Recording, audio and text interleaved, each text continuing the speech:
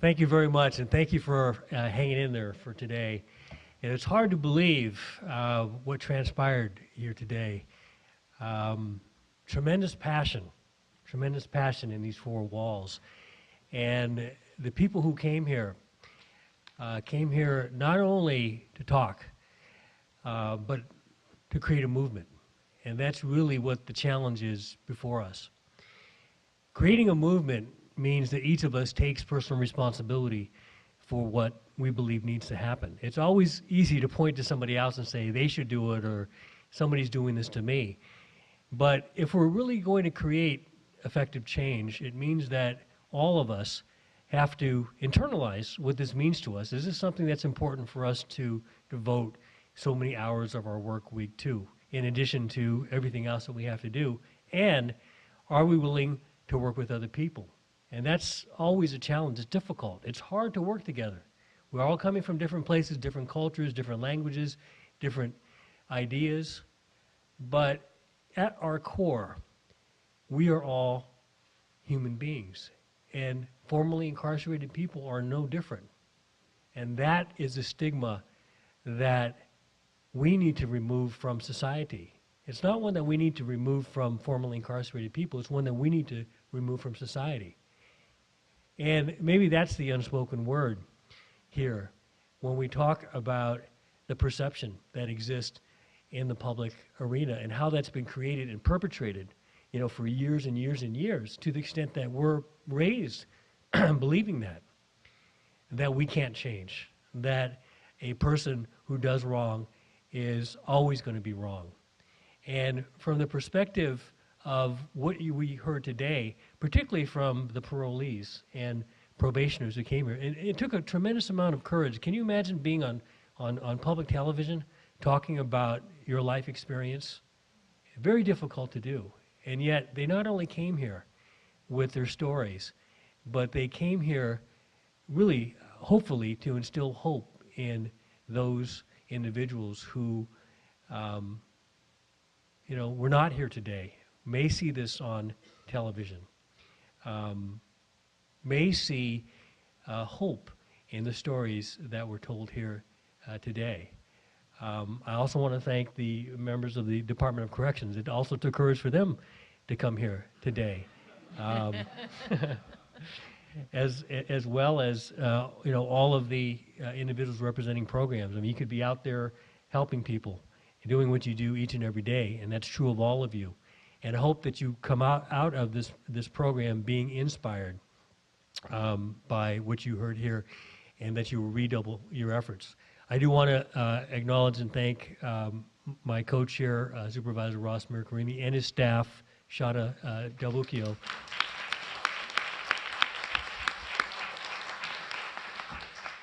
People were giving me accolades, and I feel guilty about that because it's my staff who I delegated it to who has done a great job. Larry Roberts, Bell Law, Angela Young, who arranged for the lunches today, my mom who made the cookies, and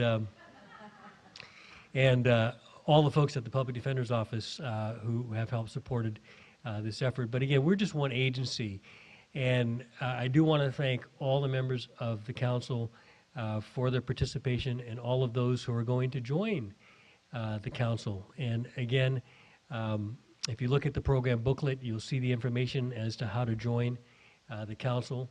Also, you can go to our website at www.sfgov /PD, and we're also going to have the summit, which is going to be available online. I want to thank the SFG TV, their staff, Michael Freeman and his staff who've worked with us to televise the summit, and also David Glass and the people here at the State Building. So as we go forward, as Supervisor Mercarimi said this morning, the challenge is that we need to work together and remember that this is not just a honeymoon. This is such an important event that we were able to bring city leaders joining here together to look at change. Now all we got to do is do it. The mayor came and spent his lunch hour with us, Mayor Gavin Newsom. That's significant. Assemblyman Mark Leno came here to give his keynote statement. That's significant. And so the challenge to us is what we can now do with that momentum. I don't think we can be as naive to think that a week from now, 2 weeks from now, we're going to see the kind of monumental change that we know is possible and that we believe in. But what we will see in the next 6 months, thanks to the support that we receive from the Board of Supervisors, are, and these are already in the works, are an investment of over $600,000 in programs that have proven success in reducing recidivism and providing services to formerly incarcerated individuals. What we will see is a parole day treatment center. And we've already obtained funding to start this, and we're hoping that we can create a partnership with the Department of Corrections to be able to enhance a parole day treatment center and night treatment center where parolees can drop in at any time. I think for those of us that operate departments, we have to look within our departments and see how we can improve the way in which we serve formerly incarcerated individuals. We have to look at how we can focus our efforts on serving this particular population, not when they get out, before they get in. The other thing that we have to keep in mind is that our purpose here shouldn't be limited to only helping people who are released from prison. We want to reach people before they even get to prison.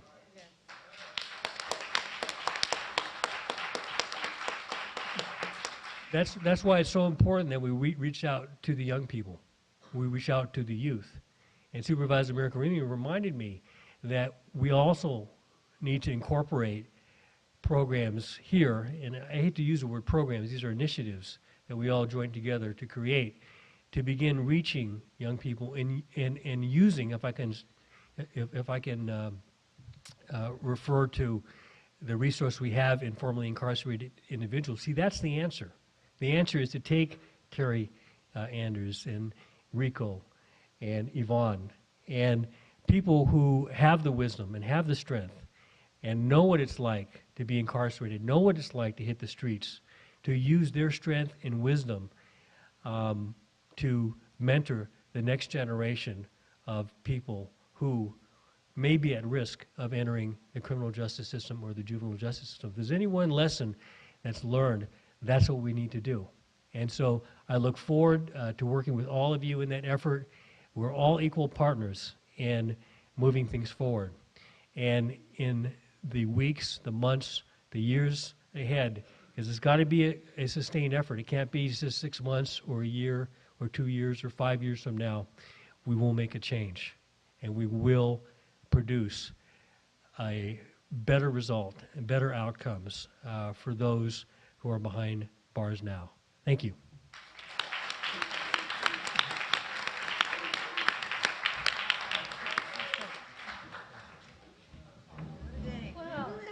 Yeah, I was just going to ask you that.